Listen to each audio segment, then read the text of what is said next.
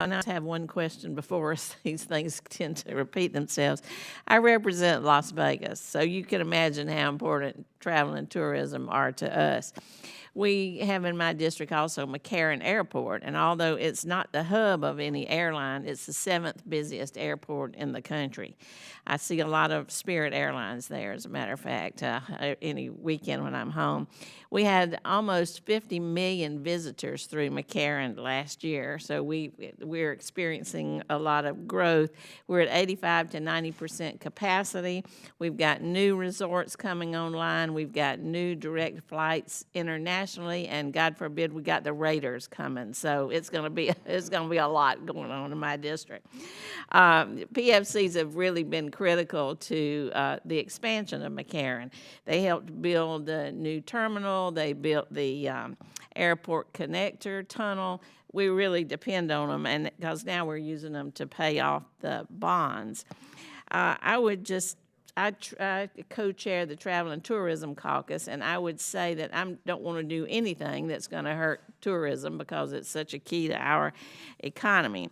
So I wanted to ask you, Ms. Barnes, we know what people don't like in an airport. Often they have these lists of airports around the world. Seldom do U.S. airports make the list of good experience airports. In some of your polling or some of your research, do you know what people do like about airports that can be funded with PFCs to make that travel experience better? Well, we know, especially to the international traveler, how critical it is what their experience is when they land in the United States. And we know that when international travelers come to the U.S., they shop in our stores, they visit an attraction, they stay at a hotel. That's actually an export. International travelers spend on average $4,000 per visit. $7,000 is what Chinese travelers spend on average. So encouraging those folks to come and to continue to come to our airports is critical. To your point, not one of the U.S. airports is in the top 25 airports in the world.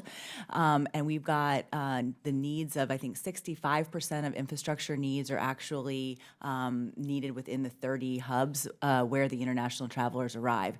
So it's really critical because when international travelers come here, they go home, they talk to their family about their experience. And if they have an unwelcome experience that is, crowded lines and delays and issues with infrastructure, then that's going to discourage them from continuing to come back and spend that money here in the U.S. So we know that they like upgrades. We know that they don't want to wait in lines and that they want to have a welcome experience.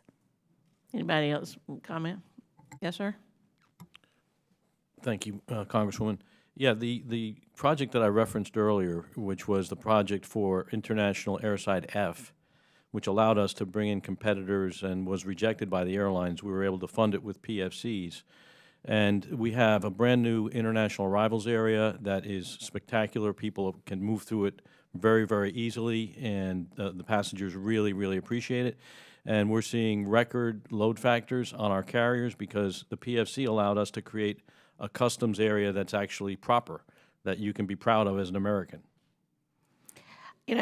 We've seen, I think it's the American Society of Civil Engineers who rates our infrastructure. We always get a bad grade on that, but they say we're missing $45 billion in terms of just catch-up in our airports around the country. The airlines say that they've spent $115 billion since 2010.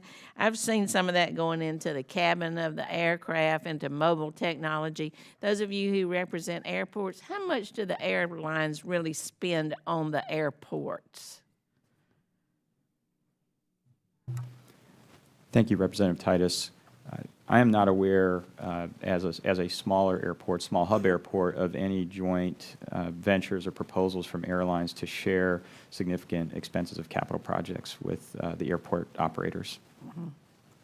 Ma'am, in the last almost 10 years that I've been at CVG, the airlines have invested almost $0 in capital improvements at my airport. As a matter of fact, it's sort of been a disinvestment. They've moved assets elsewhere. How about Tampa?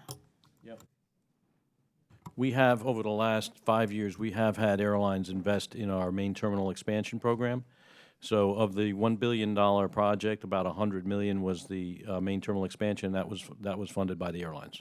Okay, so either very little or nothing, is that right? Is that the case? Pretty much. All right, thank you, Mr.